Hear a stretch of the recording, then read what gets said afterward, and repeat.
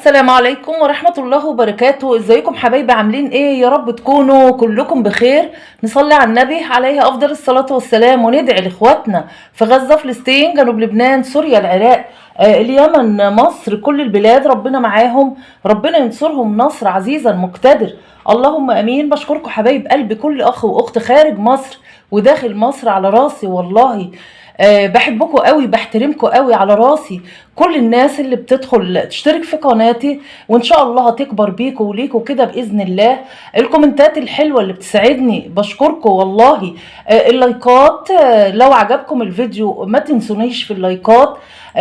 يا جماعه، في هجوم كتير قوي على قنوات النقد، من القنوات طبعا اللي احنا بنطلع ننتقدها. احنا ما بنقولش حاجه، زي ما بقول لكم كل مره، ما بنقولش حاجه من عندنا، احنا بنجيب محتواهم من محتواهم هم. فبجد حطوا لي اللايكات لو سمحتوا. اول ساعه كده من الفيديو يا ريت نشوف الفيديو كله من اوله لاخره. الفيديوهات بتاعتي مش طويله قوي، فاول ساعه من الفيديو ان شاء الله كده يا رب تتجدعنوا معانا بس شويه، لان القناه زي ما انتم شايفينها المشاهدات بسيطه جدا، فبشكركم. حطوا اللايك. ونتكلم النهارده عن الاخوات الثلاثه. هنتكلم على ام جنى، ام روضه، وهنتكلم عن ام شروق.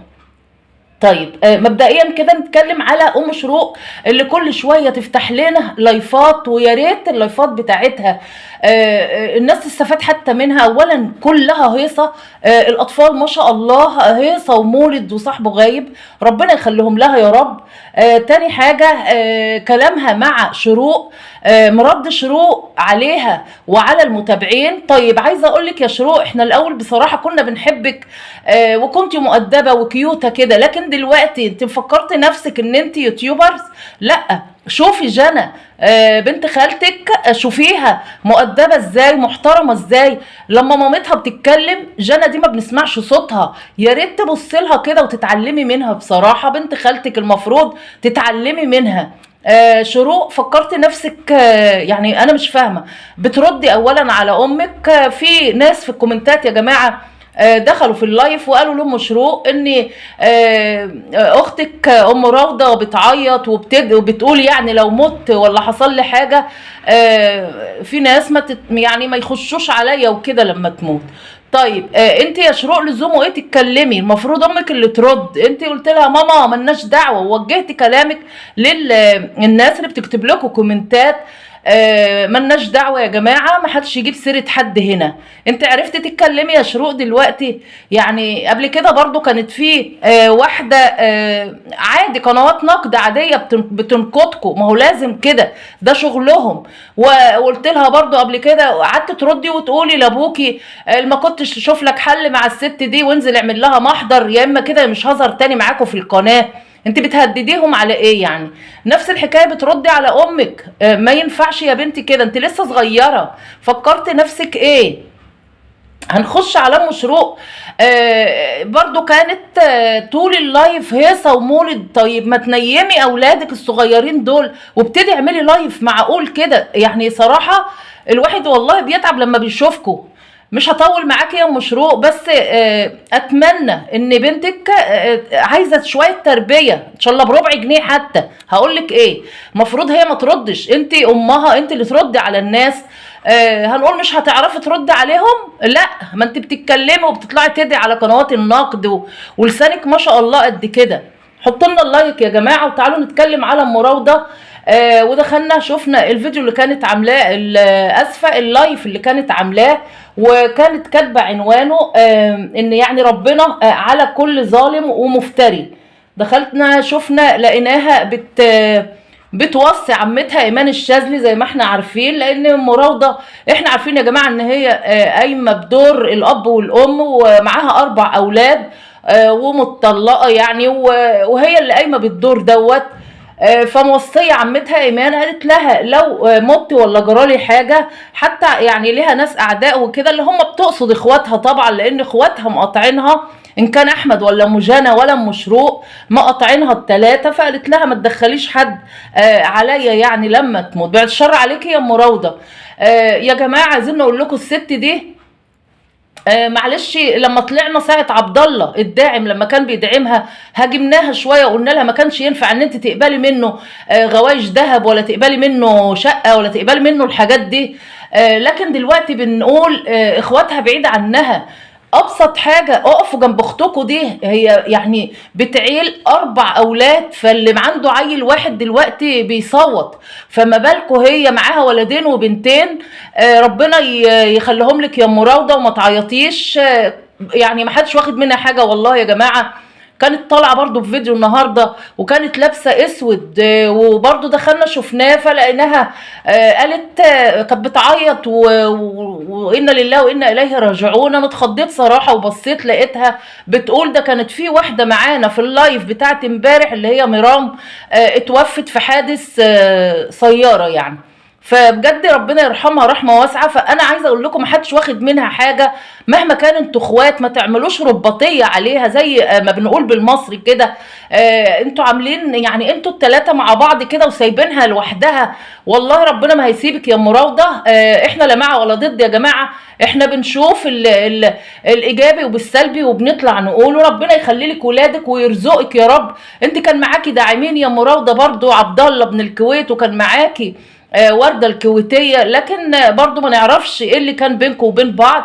فانت دلوقتي مفيش داعمين، بس ليكي ربنا هيقف جنبك عشان خاطر ولادك ان شاء الله يتعلموا ويبقوا احسن الناس وما تعيطيش. طبعا يا جماعة قعدت تنزف من مناخيرها جامد جدا، ما هو ده نتيجة ضغط نفسي برضو.